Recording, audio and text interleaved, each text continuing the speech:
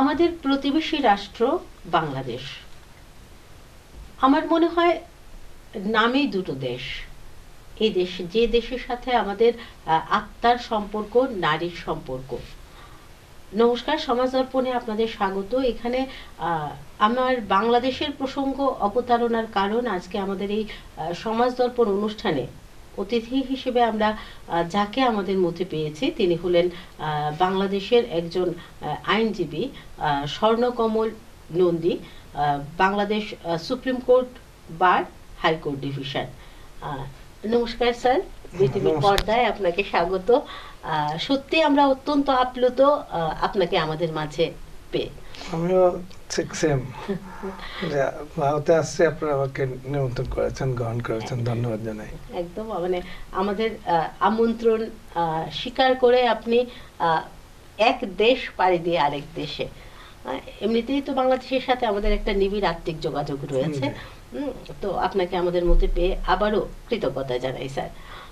Sir, প্রথমেই আপনার কাছে জানতে চাইব যে বিভিন্ন নারী নির্যাতনের ঘটনা এবং সেই সম্পর্কিত অনেক আইন আমাদের দেশে প্রচলিত আছে, তো বাংলাদেশের ক্ষেত্রে ব্যাপারটা কিরকম, মানে এই ধরনের আইন বা সেই ক্ষেত্রে নারী নির্যাতনের ঘটনা কিরকম ঘটে, এই সম্পর্কে যদি একটু বলেন।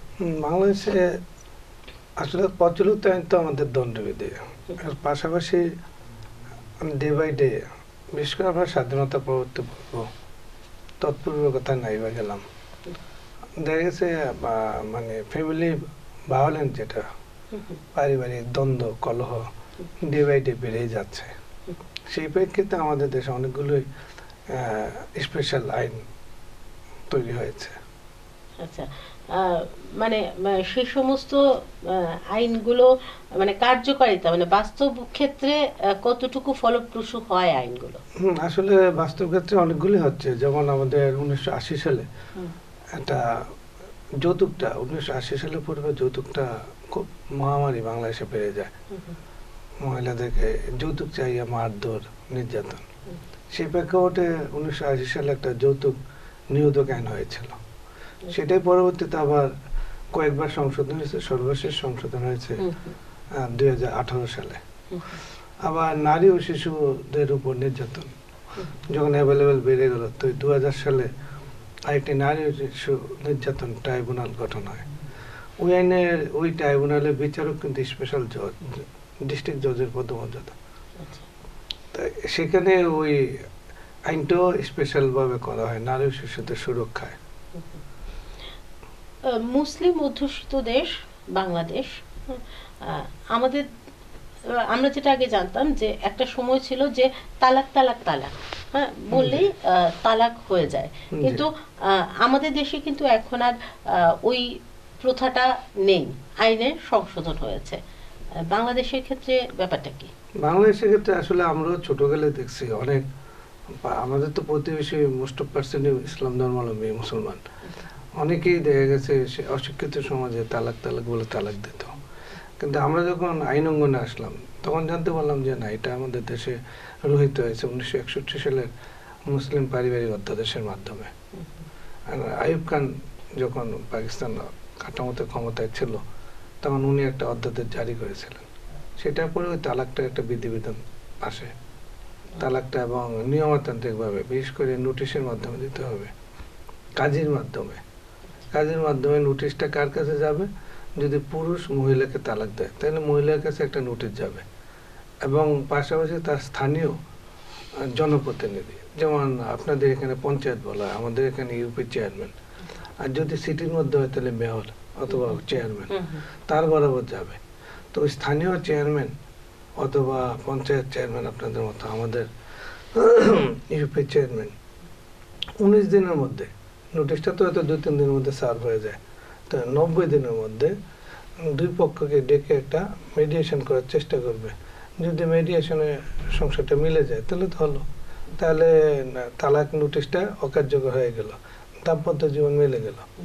কিন্তু দেখা গেল তারাদের মধ্যে কোনো মধ্যস্থতা ঐক্যমত্য পৌঁছেনি, আপোষ হয়নি, তখন তাহলে ইয়েটা তাদের দাম্পত্য জীবনটা শেষ হয়ে যায়, মেয়ে তালাকপ্রাপ্ত হয়ে যায়, পুরুষটাও তালাকপ্রাপ্ত হয়, যদি যৌক্তিক কারণ তারা ব্যাখ্যা করতে পারে, অথবা দুই পক্ষেই অ্যাডামেন্ট যে না হবে না, কারণ তাদের তো কিছু ইস্যুর কারণে সমস্যাটা জটিলতা সৃষ্টি হয়।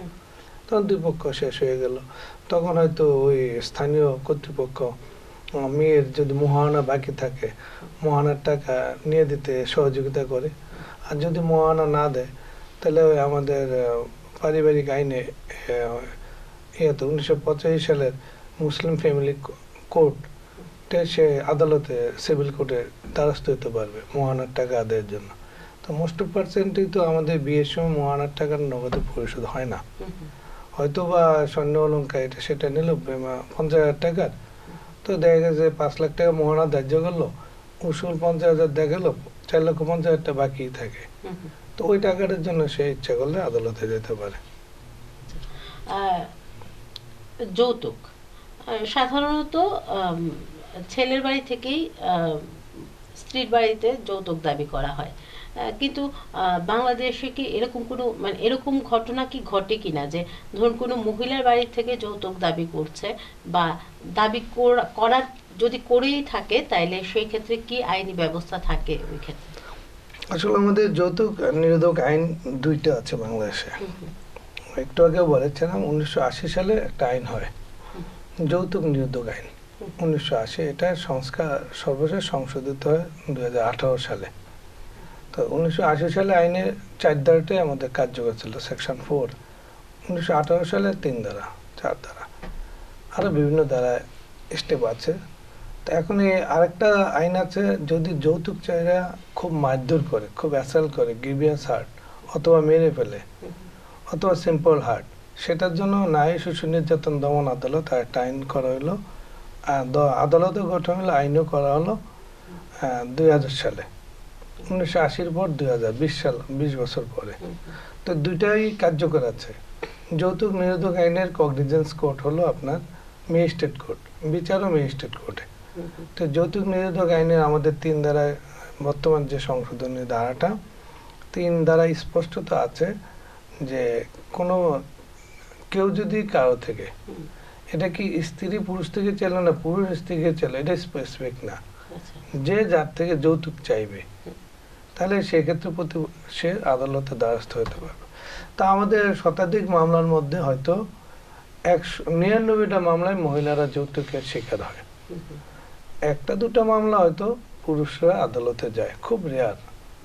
তো এই যৌতুক আইনে আমাদের স্পষ্ট আইনটা হলো যে যদি যৌতুকটা আমরা কেউ থেকে চায়, মনে করেন একটা পুরুষ বা তার বাবা, তার মা, তার ভাই, বোনের জামাই, ওই তার ওয়াইফ থেকে বা ননদ বা বৌমা থেকে যৌতুক চায়, তাইলে আমরা যৌতুক আইনের 3 ধারা এখন আমরা মামলাটা করি। যদি প্রুভড হয় তাহলে 5 বছর কনভিক্টেড, ন্যূনতম 1 বছর, এবং 50,000 টাকা জরিমানা। আবার ঠিক সেম আমাদের 6 ধারায় দেওয়া আছে, যদি বিনা কারণে কেউ মিথ্যা মামলা করে, যদি মামলাটা প্রুভ না করতে পারে, তাহলে সেম পানিশমেন্ট। তবে আবার এই মামলাটা আপসযোগ্য, জামিনযোগ্য। তো সেক্ষেত্রে এই মামলাগুলো জেনারেলি মিউচুয়াল হয়ে যায়, যখন 80% 90% মামলায় মিউচুয়াল হয়ে যায়। আরেকটা হলো যৌতুক চাই যদি কেউ নির্যাতন করে মেরে ফেলে, স্বামী স্ত্রীকে মেরে ফেললো, সেই ক্ষেত্রে আমাদের 11-এর ক দ্বারা তার লাইফ টাইম মানে ফাঁসি অথবা যাবজ্জীবন। হ্যাঁ, তারপর যদি তাকে খুব গ্রিভিয়াস হার্ট করে, গুরুতর আহত করে, জখমই, হাত পা ভেঙে ফেললো, মানে অত্যন্ত মানে পঙ্গু করে ফেলে, অনেকে কান কেটে ফেলে, মুখ কেটে ফেলে, মহিলার লোক তর্কিত ফেলে, একটা চক্ষু উঠে ফেললো, সেই ক্ষেত্রে যাবজ্জীবন জেল অথবা 10 বছর। 11-এর খ দ্বারা। আর 11-এর গ দ্বারা হলো আপনার সিম্পল হার্ট, হালকা অ্যাসাল্ট করলো, ফিজিক্যালি অ্যাসাল্ট করলো, সেই ক্ষেত্রে আমাদের 10 বছর, ন্যূনতম 5 বছর সাজার বিধান আছে। এই হলো যৌতুকের 2 সাইডে আমাদের বিচারের ব্যবস্থা। তবে নির্যাতন নারী শিশু ট্রাইব্যুনাল কোর্ট কিন্তু স্পেশাল জজ। এখানেও জেনারেলি আমাদের তো মোস্ট অফ পার্সেন্ট, যেহেতু আমার দেশে 90% মুসলিম, জেনারেলি যে মামলাগুলো হয় 90% মামলায় আপনার ওই হয় মিউচুয়াল হয়ে যায়, স্বামী স্ত্রীর সংসার হয়ে যায়, অথবা ওই যে তার মোহনার টাকা দেয়া দুজন দুই দিকে চলে যায়। আচ্ছা, ডোমেস্টিক ভায়োলেন্স বাংলাদেশ যদিও মুসলিম অধ্যুষিত কান্ট্রি, কিন্তু সংখ্যালঘু তো হিন্দুও অনেক আছে। তো সেই মানে হিন্দু পরিবারে যখন কোনো এই ধরনের ঘটনা ঘটে বা ডোমেস্টিক ভায়োলেন্স হয়, মানে সেই ক্ষেত্রে কিরকম ব্যবস্থা? হিন্দু পরিবারে ডোমেস্টিক ভায়োলেন্স হলে ওই আইন তো দুজনের জন্য সেম আইন প্রযোজ্য। তবে আমাদের তো হিন্দু আইনে বিচ্ছেদের কোনো সুযোগ নেই। এখন ভারতে নতুন করে আইন হয়েছে যুগোপযোগী, কিন্তু আমার বাংলাদেশে তেমনটা হয় নাই। মানে বিচ্ছেদ হবে না, বিচ্ছেদ হওয়ার সুযোগ নেই এখন। যদি বিচ্ছেদ হতে হয়, যেমন ইসলাম ধর্মাবলম্বীদের ক্ষেত্রে একে অপরকে তালাক দেওয়ার সুযোগ আছে। ধরেন একটা মহিলা, আবারও আমি ইসলাম ধর্মে ফিরে যাচ্ছে, একটা মহিলা যদি একটা পুরুষকে তালাক দেয়, আমাদের এই বিবাহ বিচ্ছেদ আইন 1985 একটা আছে, ওইটাতে মহিলা মোহনার টাকা পাবে। মহিলা যদি স্বেচ্ছায়ও তার স্বামীকে বিচ্ছেদ দিয়ে থাকে তাহলেও পাবে, আর স্বামী দিলেও তার মোহনার টাকা দিতে হবে। কিন্তু মহিলা, আমাদের হিন্দুদের ক্ষেত্রে তো আর এই কাবিননামা নাই, আমাদের তো জাস্ট 7 পাক বাঁধনে বিয়ে, আগুন স্পর্শ করে বিয়ে। সেই ক্ষেত্রে আমাদের তো আর মোহনার টাকা কিছু নাই। কাবিননামাটা তো একটা চুক্তিনামা ইসলাম ধর্মের ক্ষেত্রে, আমাদের তো চুক্তিনামা নাই। সে কারণে ওই স্বামী স্ত্রী দূরে থাকে, স্বামী দূরে থাকে, একজন একজনকে হয়তো কেউ কাউকে লিগ্যাল নোটিশ দিল, অথবা দাম্পত্য জীবন পুনরুদ্ধারের জন্য কেউ মামলা করলে তো আদালতে শেষ হবে, হয় বিচ্ছেদ হবে নাহলে শেষ হবে। কিন্তু এখন দাম্পত্য জীবন শেষ করতে হবে, একটা মহিলা অ্যাডামেন্ট যে আমি সংসার করব না, তার ঘরে আমি যাব না, তাহলে এখন কি করণীয়? সে তার স্বামীকে নোটিশ দিবে লিগ্যালিটি অ্যাডভোকেটের মাধ্যমে। নোটিশ দেওয়ার পরে সে যদি তাকে সাথে মিউচুয়াল না করে, না শেষ করে, তাহলে সে আদালতে যেতে পারবে, বিবাহ বিচ্ছেদের জন্য সেপারেশন কেস করতে পারবে। সেম পুরুষের ক্ষেত্রেও আদালতে দুই পক্ষ জিজ্ঞাসা করবে, দুই পক্ষের লয়ারদেরকে সুযোগ দেবে যে এটা মিউচুয়াল করা যায় কিভাবে। যদি মিউচুয়াল না করা যায়, বিচ্ছেদ হয়ে যাবে, তারপর দুজনে আবার বিয়ে শাদী করতে পারবে। ধরুন কোনো মহিলা বা শিশু অপহৃত হলো, তো প্যানেল কোডে তো আইন আছে, এছাড়া মানে স্পেশাল কিছু আছে কি? হ্যাঁ, ওই যে আমাদের নারী শিশু নির্যাতন দমন আইনের 7 ধারায় অপহরণের বিষয়টা আছে। কোনো নারী বা শিশু যদি অপহৃত হয়, বিশেষ করে শিশু যদি অপহৃত হয়, তাহলে তার সর্বোচ্চ যাবজ্জীবন অথবা সর্বোচ্চ শাস্তি 10 বছর, মানে 10 বছর জেল। আবার নারী যদি অপহৃত হয় তাহলে 6 ধারায়, তাও যাবজ্জীবন অথবা 10 বছর জেল বিধান আছে। আবারও নিয়ে নেব ছোট্ট একটা বিরতি, বিরতির পর আবার ফিরে আসছি। স্যার, স্যার,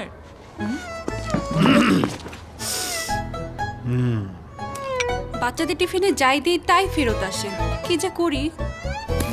জি স্যার, ওরা তো কিছুই খেতে চায় না। চেটেপুটে খাবে, আবার ভালো বলবে। কি? ফ্রুট ফানের কথা বলছি। ফ্রুট ফান বিস্কুটের আনারসের ক্রিমি স্বাদে সবাই ডুবে যাবে আর বলবে, শোনো শোনো ভোজন রসিক, শোনো মন দিয়া, ঝাঁঝের স্বাদে রান্না করো লং তরাই দিয়া। ইলিশ সর্ষে পোস্ত বাটা যেমন ইচ্ছে নাও, মালাই চিংড়ি মাংস কষা চেটে পুটে খাও, আহা চেটে পুটে খাও, আহা চেটে পুটে খাও। লং তরাই কাচ্চি ঘানির সর্ষে তেলে টেস্ট, যে খাবে সেই বলবে লং তরাই বেশ। লং তরাই সর্ষের তেল, ঝাঁঝে স্বাদে তোমাকে চাই। আহা লং তরাই বেশ, আহা লং তরাই বেশ। গয়না যখন বোঝে তোমার স্টাইল, শ্যাম সুন্দর কোম্পানি জুয়েলার্স। শেফদের পছন্দ সিস্টার মশলা, যা মডার্ন টেকনোলজি এবং স্বাস্থ্যসম্মত। সিস্টার, নিশ্চিন্তের প্রতীক।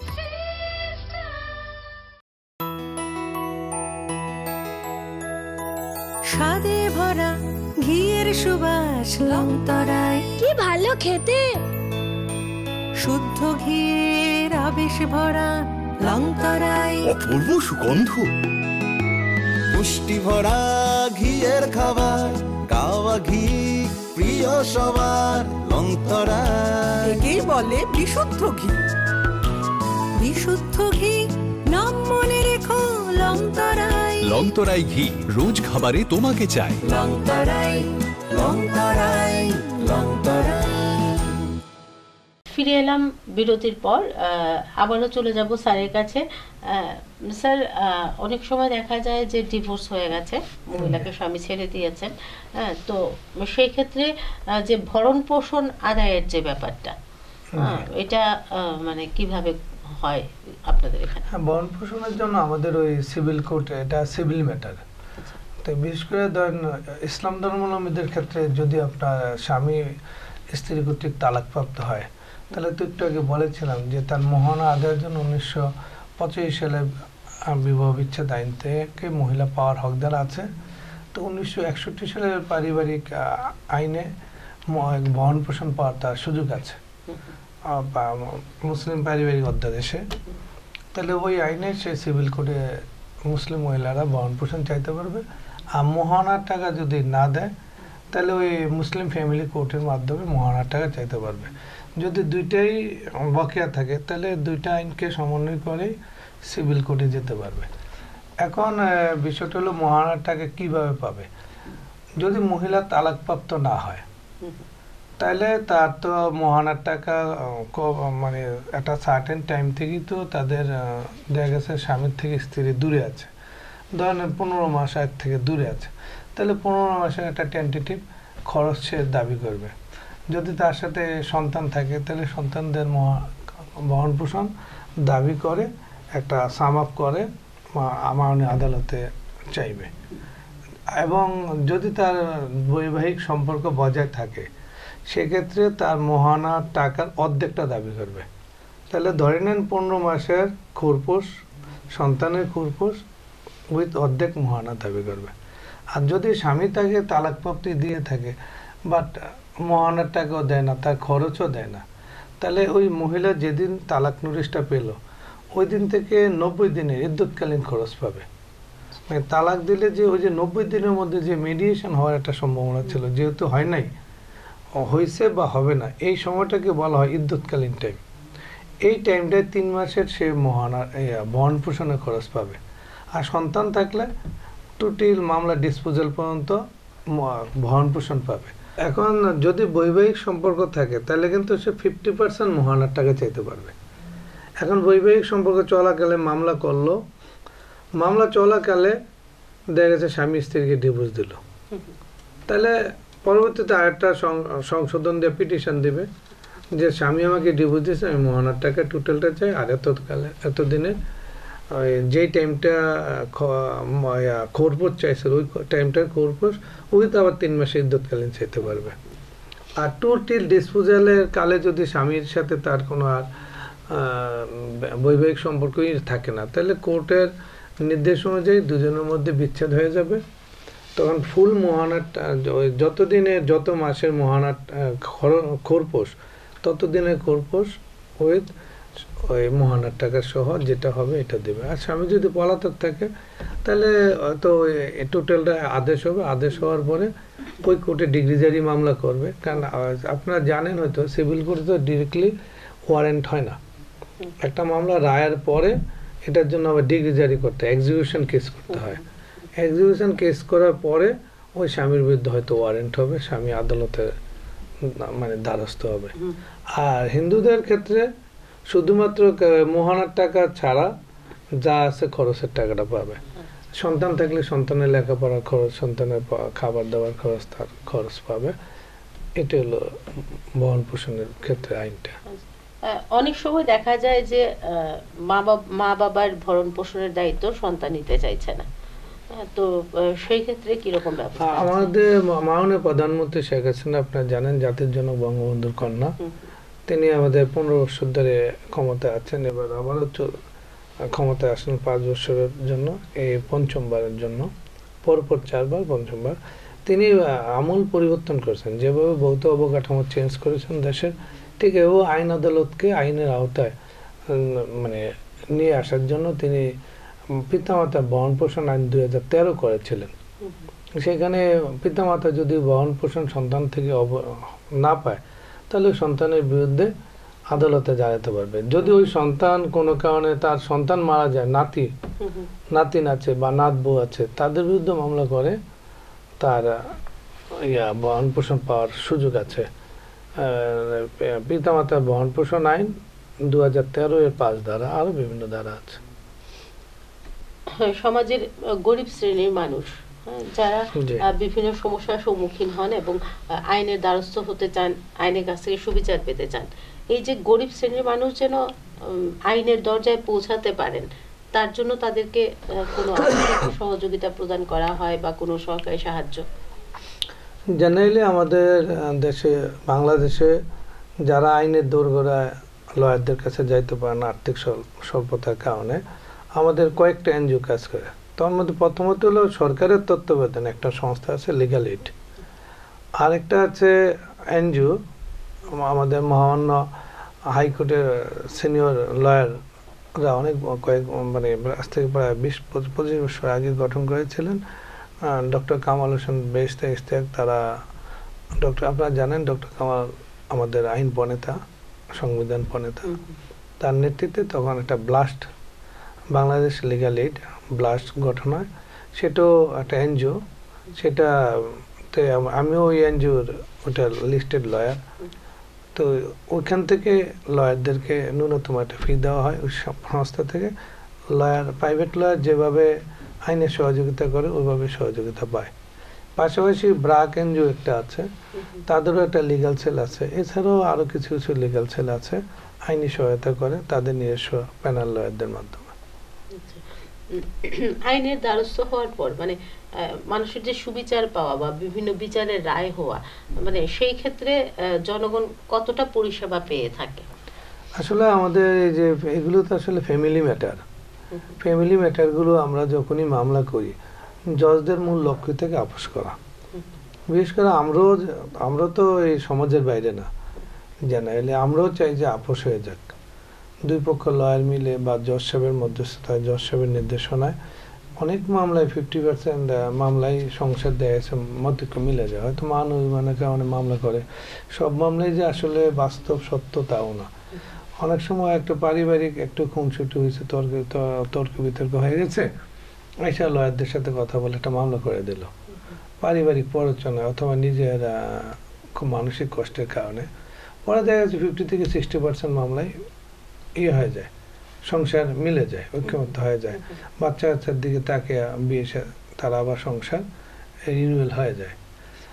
আর কিছু কিছু আছে ধরেন 20% থেকে 30%, দ্যাট ইজ মাই অ্যাজাম্পশন, ওইগুলো ধরেন না ওই যে মোহানার টাকা দিয়ে অথবা হিন্দু মেয়েদের ক্ষেত্রে এককালীন টাকা দিয়ে। হ্যাঁ, কারণ হিন্দু মেয়েদের মোহানার টাকা নাই, ঠিক আছে, এককালীন টাকা একটা আমরা ধার্য করে দিয়ে সেপারেশন হয়ে যায়। আর 10 থেকে 15% মামলা আপনার ট্রায়ালে যায়, সর্বোচ্চ ধরেন 20% মামলা যায়। সেখানে ট্রায়ালে গেলে আসলে আমাদের মহিলা তো সাধারণ মানুষ, এখানে আইনের যারা কাছে অনেক কিছু সিকোয়েন্স মিলানো, তো এখানে কনভিক্টেড করা সব টাফ হয়ে যায়, খুব টাফ। 5% মামলাও আমরা কনভিক্টেড করতে পারি না। তো 10 থেকে 15% মামলা খালাস পেয়ে যায়, এমনটাই, এটা আমার অ্যাজাম্পশন। বাংলাদেশে সংখ্যালঘুদের উপর অনেক সময় অনেক ভায়োলেন্স হয়, হ্যাঁ, তো ওই সমস্ত ভায়োলেন্সের ক্ষেত্রে মানে কি সরকারি কোনো স্পেশাল কোনো মানে ব্যবস্থা গ্রহণ করা হয় কিনা? আসলে আপনারা ভালো করে জানেন 1971 আওয়ামী লীগের নেতৃত্বে, বঙ্গবন্ধু শেখ মুজিবের নেতৃত্বে আমরা হিন্দু, মুসলিম, বৌদ্ধ, খ্রিস্টান সবাই এক কাতারে যুদ্ধ করে বাংলাদেশ নামক স্বাধীন রাষ্ট্র গঠন করি। 75-এর 15 আগস্ট বঙ্গবন্ধু হত্যার মধ্য দিয়ে বাংলাদেশের সংবিধানে কালিমা লিপ্ত হয়। সেখান থেকে বাংলাদেশকে ইসলামিক রাষ্ট্রে রূপান্তর করার জন্য জেনারেল জিয়া এবং এরশাদ আপ্রাণ চেষ্টা করেছে। পরবর্তী সরকারগুলো এই ধারাবাহিকতার বাইরে আর চলতে পারেনি। পরবর্তীতে আজকে অনেক বছর ধরে, আমি একটু আগে বলেছি, মাননীয় প্রধানমন্ত্রী শেখ হাসিনা দেশটাকে একটা অসাম্প্রদায়িক চেতনায় একটা মডারেট মুসলিম কান্ট্রি এবং উন্নয়নের রোল মডেল হিসেবে প্রতিষ্ঠা করতে চাচ্ছে। তোর মধ্যেও বিচ্ছিন্ন অনেক ঘটনা ঘটছে, কিছুটা বিচ্ছিন্ন, কিছুটা এক এক জায়গার প্রেক্ষাপটটা এক এক রকম। ধরেন একদম মানে প্রত্যন্ত গ্রামে অনেকটা ইথনিক ক্লিনজিং চলে। মনে করি যে এখানে ধরেন 10টা হিন্দু পরিবার আছে, 200 মুসলিম পরিবার আছে, তারা মনে করে যে এই পরিবারগুলো বিতরণ করতে বলে তাদের ল্যান্ডটা আমাদের হয়ে যাবে। আনুপাতিক হারে হিন্দুদের ল্যান্ড এখনো বাংলাদেশে বেশি। এই ল্যান্ডকে কেন্দ্র করেই হোক আর যুবতী মেয়েটাকে কেন্দ্র করেই হোক কিছুটা ঘটনা আমাদের ঘটে। সেই ক্ষেত্রে আমাদের প্রচলিত আইনেই বিচার হচ্ছে। আমরা যারা বাংলাদেশে হিন্দু বৌদ্ধ খ্রিস্টান ঐক্য পরিষদ, জাতীয় হিন্দু মহাজোট সহ সংখ্যালঘুদের অধিকারে আদায়ে কিছু সংগঠন আছে, আমরা মাননীয় প্রধানমন্ত্রী বরাবরই বারবার সংখ্যালঘু কমিশন, সংখ্যালঘু ট্রাইব্যুনাল, সংখ্যালঘু মন্ত্রণালয় চেয়েছিলাম। মাননীয় প্রধানমন্ত্রী শেখ হাসিনা আমাদের জন্মাষ্টমী উপলক্ষে বিভিন্ন সময় 5000-6000 হিন্দু কমিটির নেতৃবৃন্দকে নিয়ে দেশের প্রত্যন্ত অঞ্চল সবাইকে নিয়ে তিনি জন্মাষ্টমী উৎসব করেন, একটা মিলন মেলা করেন। তিনি বারবারই বলতে চাচ্ছেন যে বাংলাদেশে হিন্দুরা কেন সংখ্যালঘু, বাংলাদেশ এক জাতি এক প্রাণ। তিনি এটাই আমাদেরকে বোঝাতে চাচ্ছেন, কিন্তু আমরা এটা ওখানে বুঝে আছি ঠিক, কিন্তু আমরা যখন কিছু কিছু সময় ভায়োলেন্সের শিকার হই তখন আমরা বারবারই সংখ্যালঘু কমিশন, সংখ্যালঘু মন্ত্রণালয়, সংখ্যালঘু ট্রাইব্যুনাল মনে করি সময়ের দাবি দেওয়া। জানি না আগামী দিনে প্রধানমন্ত্রী শেখ হাসিনা কতটুকু আমাদের দাবি দেওয়া পূরণ করেন, কিন্তু সময়ের দাবি এটা। আমাদের সাথে আজকে স্টুডিওতে ছিলেন বাংলাদেশের বিশিষ্ট আইনজীবী শ্রী স্বর্ণকমল নন্দী। অসংখ্য ধন্যবাদ স্যার আবারও আপনাকে আমাদের পিটিভি পরিবারের পক্ষ থেকে। আপনার কাছ থেকে আমরা আমাদের পার্শ্ববর্তী দেশের আইন ব্যবস্থা সম্পর্কে, আইন সম্পর্কে অনেক কিছু জানলাম। আবারও কৃতজ্ঞতা, ধন্যবাদ। আপনার এত ব্যস্ততার মধ্য দিয়েও আপনি আমাদেরকে সময় করে দিয়েছেন। আমরা জানলাম আমাদের প্রতিবেশী রাষ্ট্রের আইনি ব্যবস্থা সম্পর্কে বিভিন্ন বিষয়। সঙ্গে থাকবেন, পরবর্তী অনুষ্ঠানের জন্য চোখ রাখবেন বিটিভির পর্দায়। নমস্কার।